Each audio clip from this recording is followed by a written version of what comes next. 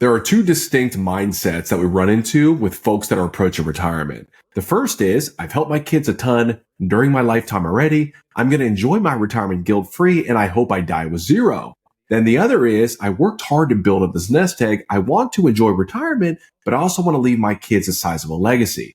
In this case, Jack and Barbara are the latter. They came from nothing. So this idea that burning through their entire 2.3 million portfolio in retirement and dying with zero makes them nauseous. So in this Whiteboard Retirement Plan case study, we're going to show you if they're on track to retire next year with 2.3 million saved. And then we're going to talk about what adjustments they would need to make in order to not only preserve their principal, but also their purchasing power. I hope it helps. But first, let me introduce myself. My name is Kevin Lau. I'm your host of the Planning for Retirement podcast, and I'm also the owner and lead financial planner at Imagine Financial Security. We help individuals over 50 that have at least $1 million saved, maximize their retirement income, minimize their lifetime tax bill, and worry less about money. If that describes you, I would encourage you to follow the podcast, but also subscribe to our YouTube channel. We put out weekly retirement-related content specifically designed for you. All right, everybody, I hope you guys enjoyed your Thanksgiving holiday with your family and your friends, your loved ones. And now we're transitioning. We're in the thick of the holiday season, but we're also in the thick of end of year tax planning. So super excited. There's a lot of great content that we're putting out on YouTube. A lot of it's going to be about end of year tax planning. Last week, we talked a little bit about some Roth conversion tax traps. And I also broke down on the YouTube channel a specific video illustrating the Social Security tax spike. Not to be confused, okay, because the traditional term that's thrown out there a lot is the Social Security tax torpedo. I'm changing that. I'm calling it the tax spike, okay? It makes more sense in my eyes. So if you missed those, make sure to check those out. Like I said, on the YouTube channel for the Social Security tax trap and also the podcast, wherever you are consuming podcasts. If you are new, if you're brand new to the channel, welcome. I would highly encourage you, if you have not done so already, episodes 100 through 103, I broke down key takeaways from the first, essentially 99 episodes, we'll call it. So it kind of helps you get up to speed a little bit about some of our philosophies and our concepts that we talk about on the show. So again, I'd highly encourage you to check that one out. That way you don't have to listen to all of the episodes from starting from number one. Okay. So it kind of gives you a little bit of a snapshot and the Cliff Notes version. And then if something resonates with you, then you can go back and dive into that episode a little bit more deeply. But super excited about this one. Whiteboard Retirement Plan. It's been a while because we've been doing that, the 100 episodes breakdown, the 100 episodes takeaway. And then we also did some takeaways and some Q&A sessions from the YouTube giveaway for hitting 1,000 subscribers. So it's been a while since we did a Whiteboard Retirement Plan. So I'm excited to jump into this one. Why don't we kick things off with the most important thing, the goals for Jack and Barbara. So they are 60 today. So they're both 60 years old and they want to retire in 2026. Okay. So they both be 61. They have a baseline need for expenses of about $9,500 per month. If we want to annualize that, we'll call it $114K per year. And of course, we want to maintain their purchasing power over the duration of their lifetime. We're assuming longevity for both of them. So assuming longevity to age 90, which is important to note, is that we have longevity, but we also have this inflation rate embedded into the plan of 3% annually. And I'll tell you, 3% inflated every single year on top of 114K, it makes for a very, very difficult path to not only preserve principal, but also their purchasing power, which is what Jack and Barbara's goal is. And we'll talk about that a little bit later. Healthcare costs, this is national average. This isn't necessarily what they are spending, but I think it's pretty reasonable, especially because they are not going to be eligible for Medicare just yet. So they're going to have to buy insurance on the exchange or use COBRA or go some other route to get insurance. And so we're going to assume a cost of, a little over $12K per year for healthcare. And we're also going to inflate that at a different inflation rate. The software that we use assumes cost of living adjustments, again, are separate for healthcare costs, inflation. Healthcare costs, we're going to assume this inflates at a little over 5% a year. And again, for those of you who are listening on podcast and not watching the video, I understand it might be a little tough for you to follow along, but I'm going to try my best to sort of speak or read out a lot of the assumptions that we're using into this plan and some of the key takeaways so you can still find value. But I would highly encourage you to watch the video either on Spotify or on YouTube. Okay. Now we've got the fun stuff in here. We talked about the baseline, which, I will say that 9,500, that 114,000 a year, they have no mortgage. So this does build in some discretionary spending. So I have a separate line item here called the go-go years travel, and we built in 25K per year. This is sort of like, okay, they have sort of like their baseline travel budget, going to visit their kids, travel kind of domestically that they've been used to doing for a long time. But then we've got this 25,000 a year for the go-go years travel, this is what they want to do when they're healthy in retirement. This is what we call the go-go years, the honeymoon phase of retirement. You want to do some of those bucket list trips while health is still on your side. So we built this in for 15 years. Nobody has a crystal ball to know exactly how long your go-go years are going to last. But I think this is a pretty reasonable assumption because that will take them up until age 76. And at that point, if they are still traveling, it's probably going to be a little bit more domestically, or the travel budget will really be built in to their fixed expenses that we have in the plan. Like I mentioned earlier, is $9,500 per month. Okay. Makes sense so far. Why don't we transition over into the balance sheet? As you can see, they've done a great job saving and investing to get to this point. They have a total net worth at their age of about 3.1 million. Great job. They have no mortgage. As you can see here, no debt. They don't owe anybody anything. And their property value is worth $718,000, which that's something I'm going to come back to a little bit later in this episode. Okay. They've got about $75,000 in the bank, but what we're going to do is we're not going to include that as part of their income plan. This is kind of like their sleep well at night fund. This is their peace of mind fund, because there's a lot that gets talked about with emergency funds. And I think it's different for folks that are in the savings phase versus folks that are in the retirement phase. When you're in the savings phase, most likely you're still working. You have a need for income. If you lose your income or if an emergency pops up, you're not financially independent yet. You need to pull from your emergency fund in order to float those expenses. In retirement, you're financially independent. So those emergencies that pop up, you probably have an investment portfolio. In this case, Jack and Barbara, their investment portfolio exceeds $2.3 million. They could probably pay those expenses out of their investment portfolio. So really the emergency fund, it's a different calculation. I feel like for my clients, it's a peace of mind fund. It doesn't have to be 3 months or 6 months of expenses or 12 months of expenses. It could be whatever helps them sleep well at night. That's really what I'm about in my practice. I'm not hard and fast on you need to follow these rules and we're going to be super rigid.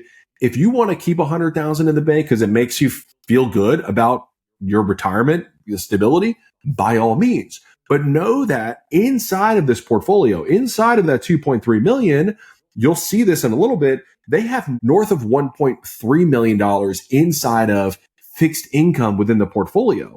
Okay. So 1.3 million in fixed income currently. Okay. That's probably going to be able to take care of any emergency that pops up. New roof, new AC, new kitchen, whatever. That's not an emergency, but if they wanted to do some renovations, they have the portfolio to be able to pay that. But that $75,000 is just to make them sleep better at night.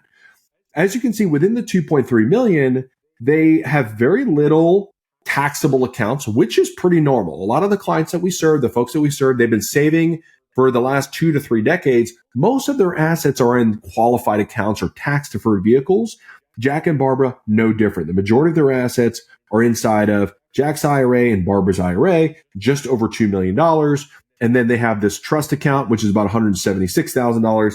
That would be what's traditionally called the taxable brokerage account. We're going to call this the non-qualified bucket. So this is going to be what's going to fund their lifestyle or to supplement their other income sources, which will include, and we'll see this in a second, pension and both of Social Securities. As you can see right here in the screen, Barbara's pension is $0. Why is that? Well, she had a decision where she could take a lump sum from her pension and invest that inside of the IRA. It would not be a tax event on that scenario. That would be a rollover, and we could have that tax deferred growth within that account and try to invest it as part of their retirement income plan and ultimately their legacy plan. But what we looked at, okay, was the payout rate on that pension was so attractive. It was really hard for us to fathom taking that lump sum rollover and ignoring that payout rate. So if we look at their income sources, so we looked at their assets, we looked at their goals. If we look at their income sources, very simple. Well, if Barbara's pension, that'll kick in right at retirement. She has the ability to take it right away. She could also delay it up until 65, but we're going to go ahead and elect that pension right away, which is going to be just under $26,000 per year.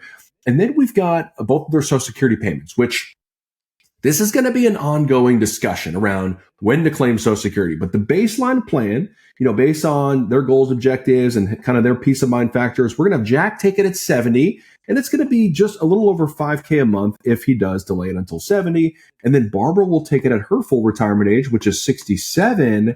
And the estimates there is about $2,800 per month. So if we annualize the two of those, we have $60K per year for Jack, and then we have about just over $33,000 a year for Barbara. So if we add all those sources up, eventually $90,000, a little over $90,000 in today's dollars for Social Security plus Barbara's pension, we're pretty close to that baseline fixed number that they need of 114. But that's today's dollars. They're not going to be taking Social Security for another several years. And so we're going to have this bridge period. This is what I like to call the bridge period up until Social Security. So the rate of withdrawal will be a little bit more aggressive early on, and then it'll taper off once Barbara starts Social Security at her full retirement age. And then it'll go way down once Jack starts his Social Security benefit at 70. I like this plan as a starting point because, again, looking at Jack's Social Security benefit, it's a little higher than Barbara's, not by much, but a little higher than Barbara's. And so as a result, it's nice for him to delay his benefit until 70 because that's going to be the one the surviving spouse, whoever lives longer, will step into after the first spouse passes away. That's one of the tricks that we like to kind of start at the baseline, assuming longevity for one or both. Delay the larger benefit as long as possible. Not saying it makes sense every time to delay it until 70, but delay it as long as possible, assuming you have that ability to self-fund in that bridge period, and then maybe take that smaller benefit either as early as 62 or potentially at full retirement age. Now, one thing I want to point out here is both their asset allocation and their tax allocation. So their asset allocation across the board, across all accounts, their trust account, Jack's IRA, and Barbara's IRA is about 44% in stocks and then about 56% in bonds. If you look at Bill Bengen, his famous Trinity study, the 4% rule, he advocated a minimum 50% equities, 50% in bonds. So as you can see, Jack and Barbara, a little bit more conservative than that minimum acceptable benchmark for stocks.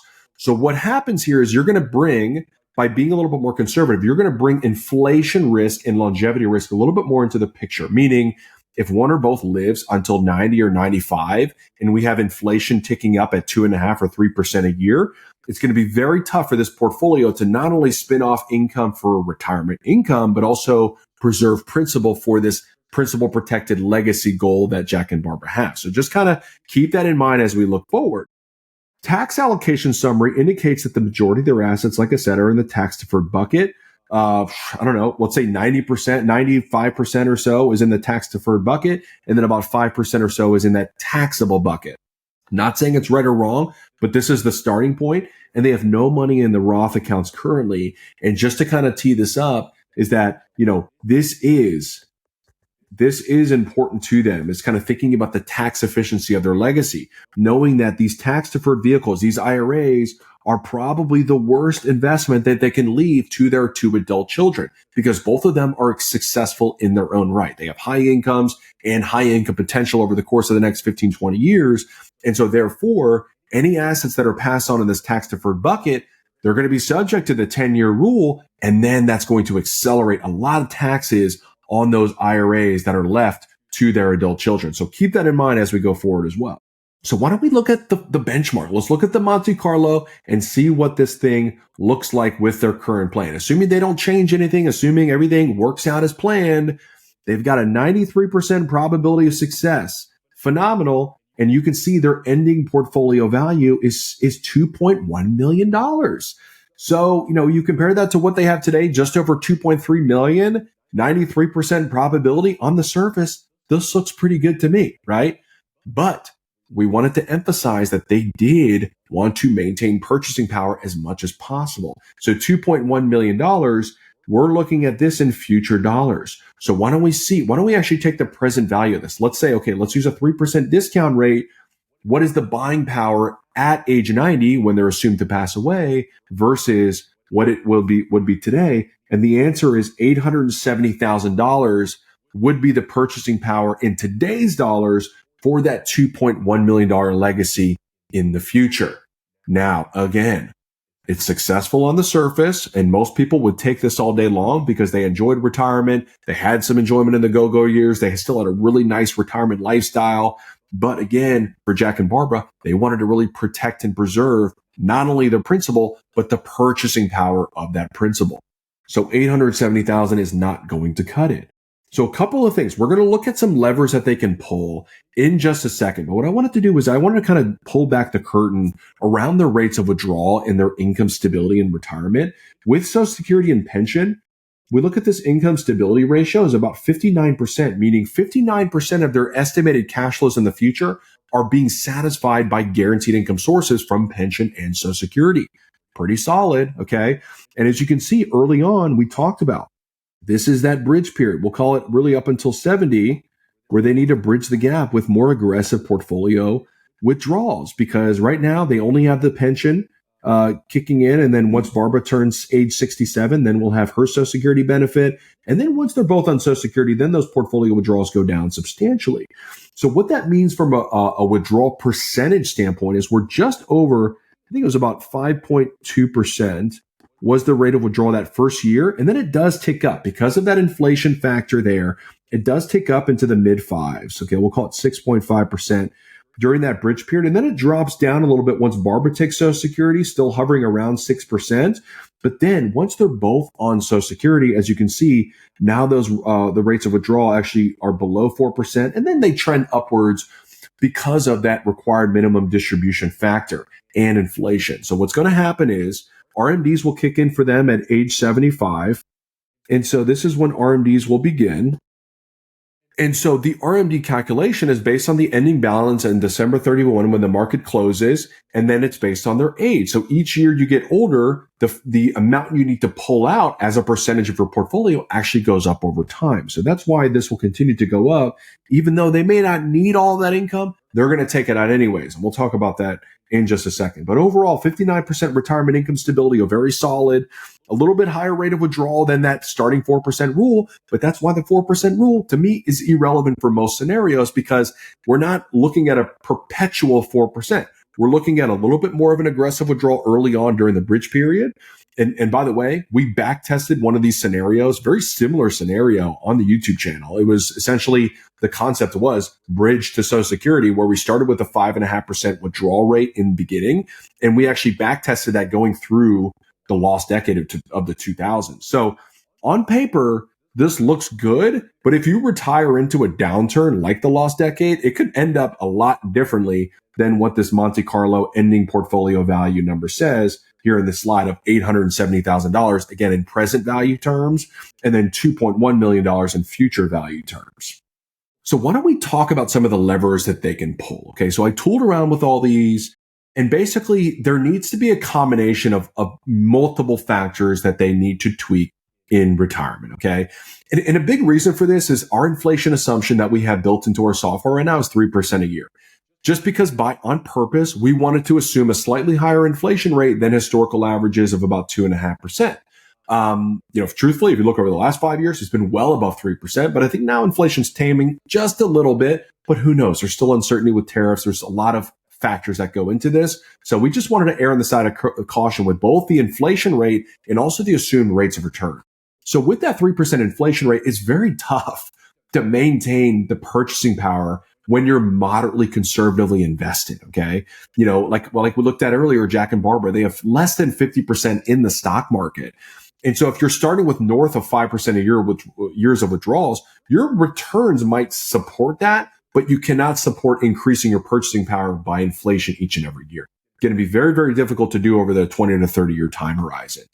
But what I'll say is that there are pros and cons of all of these levers, and they all need to be considered in much deeper detail than just this YouTube video. So if you're in a situation where you're planning for retirement, there are multiple factors that are involved, and you want to figure out, okay, how do we maximize our retirement income, minimize our lifetime tax bill, and worry less about money? This is what we do day in and day out. So we'd love to help you. You can visit our website to learn more at www.imaginefinancialsecurity.com, or you can start with the retirement readiness questionnaire that is linked in the show notes. We'd love to help you plan for and execute a successful retirement. With that being said, let's look at these levers that we are going to pull. Everything that's highlighted in blue was a tweak that we made. So why don't we start, in my opinion, with one of the bigger conversations that needs to be had, which is what is their global asset allocation? Okay. And essentially asset allocation meaning what is the percentage distribution of stocks versus bonds? So in this case, instead of using the current allocation, which is just under 50% in stocks, a moderately aggressive portfolio with our assumptions are going to be about 72% in stocks. Okay. That is a pretty substantial uptick. I think, to be exact, it's about a 28% uptick in the stock market relative to where they are today. This should not be taken lightly. So even though on the surface, this is one of the factors, one of the levers that actually moves the needle in their favor, they must have the risk tolerance to be able to stomach this. Not only get to that allocation, but stay at that allocation through the ups and downs with the market. And if we look at historical, in terms of the frequency of bear markets, if this person, Jack and Barbara, had a 30-year time horizon of retirement, they're likely to go through about 6 bear markets. Just think about that. 6 times the stock market will have a 20% drop during your retirement years. Not talking about your lifetime, but just your retirement years. So I don't want to take that lightly. And we're going to look at that here in just a second. But that is one lever that if they pull that, this moved in their favor. Another lever is because of that longevity, both of them living until 90, the plan, the software is going to say the optimal Social Security plan will be both of them delaying until 70. So keep that in mind. Again, there's optimal on paper and there's optimal for your life. And those are different things. And I'm going to talk about at the very end what the textbook answer is going to be for Jack and Barbara. And then I'm going to talk about what I would do if I were them or if I were advising them. Okay. Monthly retirement expenses, as you can see, were also trended down by $1,000 a month. So they had to cut their baseline spending to $8,500 a month from $9,500. Now, again, there were some discretionary spending built in. So they're fortunate they had that capacity to do this. But that was one assumption where they cut their spending by $1,000 a month and they cut their go-go year travel by about $5,000 per year. Okay. The final thing is what we did in the current plan. I mentioned that 3% a year compounded inflation with their expenses forever. Traditionally, what our experience is that retirees actually experience inflation a little bit differently. In the go-go years, yes, maybe they actually spend even a little bit more than they did pre-retirement, or maybe they are keeping pace with inflation, but over time, as they transition into the slow-go and the no-go years, they do tend to cut expenses a little bit because they're not doing as many golf trips. They're not doing as many cruises as they once were, maybe in their early 60s or early 70s. So what we did is we introduced, in order for them to achieve their goal, this concept of retirement spending stages. So at 75, they have a 10% cut. And then at 85, they have another 5% cut. So that's really what the software is assuming with these spending stages. And by turning that on, reducing their go-go year spending by $5,000, reducing their baseline monthly expenses down to $8,500, increasing their risk tolerance to moderately aggressive or 72% in equities, and then optimizing Social Security, both of them delaying until 70, that does work in their favor. We're going to look at that in just a second. But first, I want to go back to that point I was making earlier around investment allocation. Look at what this does in terms of moving the needle. You can look at this and say, okay, the current plan, 44% in stocks, about 5.1% annualized assumed rate of return in this one versus 6.1% assumed rate of return. I will point out that we're probably more conservative than a lot of the software assumptions that are out there. And this is also by design. We've had a really nice run. If you look over the last 20 years, a portfolio that was 72% invested, diversified in equities has probably returned way in excess of 61 or 6.1% annually. But we're assuming 6.1 going forward because we're kind of assuming returns may be a little bit muted in the future relative to what they've been over the last 10, 15, 20 years. But nobody has a crystal ball. We'd rather err on the side of caution. But what I want to point out here is the standard deviation assumption here. This is how much the portfolio is going to deviate from that average. And as you can see, it goes from 8.3% to 12.3%. What this is going to translate is the portfolio value going way higher in the good years, but also way lower in the bad years relative to the current portfolio. And then again, I need to go back to this concept of risk tolerance. Can Jack and Barbara tolerate that kind of risk tolerance? Can you tolerate that type of risk tolerance in retirement? That's not a question I can answer for you. Only you can answer for yourself. Okay. But I'm totally comfortable if a client came to me and said, you know what, Kevin, we want to be 72% in equities. Totally comfortable with that. Truthfully, I'd be comfortable with even a higher percent in equities for the right type of situation. But you must be comfortable with your own plan, because I'd rather you sleep well at night. I'd rather you sleep like a baby and have a slightly lower expected rate of return than you're losing sleep every time the market drops by 10, 15, 20%, because that's going to happen multiple times during your retirement. Now, let's look at the rates of withdrawal. One of the things you'll notice is the income stability ratio increases to 67%, up from 59%. So this just tells you that right away, delaying Social Security until 70 gives them a much higher baseline of guaranteed income for their expected life expectancy, which again is until 90. Not all of you will live until 90. So we're assuming longevity for Jack and Barbara. And now we have a longer bridge period. The bridge period, now we have no income coming in from Barbara at age 67. So we have a little bit of a larger bridge period, which results in a longer period for higher than expected rates of withdrawals. However, because of that slightly reduced spending that we talked about, the starting rate of withdrawal is now probably in the mid 4.5% here in year one, and then trending upwards, capping out probably just under 6%. This is probably somewhere in the neighborhood of about 5.7%. After that bridge period is done, then it's going to drop below 2% a year, because now Social Security is covering a lot of their baseline expenses. They don't need to withdraw very much from the portfolio. What you'll notice is that at 75, RMDs kick in, and now the rate of withdrawal goes just under 4%. Not because they need that income, but they will likely take this delta and reinvest it. Okay? They can reinvest it back into a taxable bucket, a non-qualified bucket, and have that part of their legacy to adult children. Okay. So again, looking at the benefits of delaying Social Security, yes, you have a kind of a larger bridge period in terms of gap you need to make up from your portfolio, but because they cut spending a little bit with their baseline assumptions and their go-go year travel spending, that helped accommodate for that slightly longer bridge period. And as you can see, this translates directly into the Monte Carlo. Now where they're sitting at a 100% probability of success, which really what this means, going back to the 93%, we run 1,000 different hypotheticals with the Monte Carlo. 93% of them in the previous scenario, they didn't have to make any adjustments to their plan.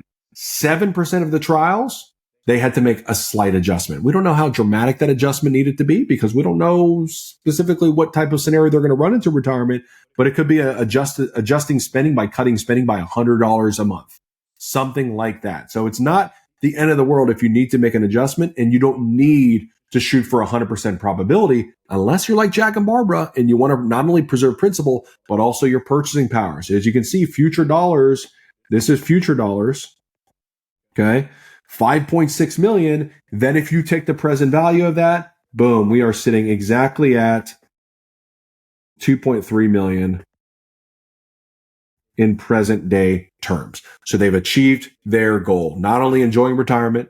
Yes, they had to make some adjustments. They needed to assume a slightly lower spending over the duration of their lifetime. They needed to delay Social Security a little bit. They needed to increase the risk in their portfolio, which if they could stomach that over the long term, they not only achieved their retirement income goals, but they also preserved their principal for the next generation, which was very, very important to them.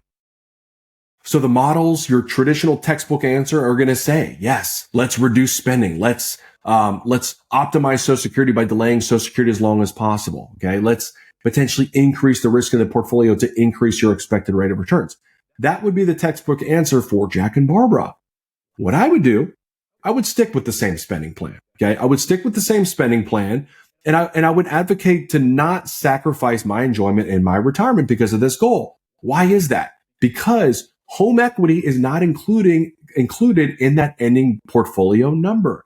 That's just the investment portfolio. And we saw at the very beginning, they had $716,000 in home equity. They had a paid off mortgage. So assuming a reasonable rate of return on that asset, maybe it's 3% or so, that could help bridge the gap for whatever inflation protection that they lost by actually enjoying retirement. Because what I'd say is they don't need to just spend every dollar.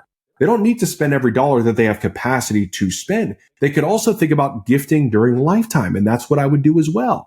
If they're not spending all of that $9,500 adjusted for inflation forever, maybe they could carve out $1,000 a month and start gifting to their adult children during their lifetime, as opposed to maximizing the legacy at death.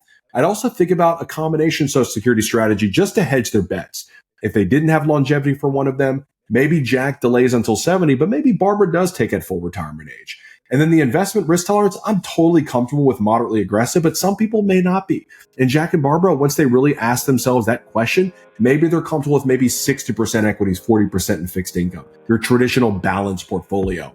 All of those are in the cards. But I would say if they stayed on the same spending plan at the very beginning, they don't need to spend it all. They could also focus on lifetime gifting, lifetime legacy, as opposed to legacy at death. The idea of giving with a warm hand versus a cold one.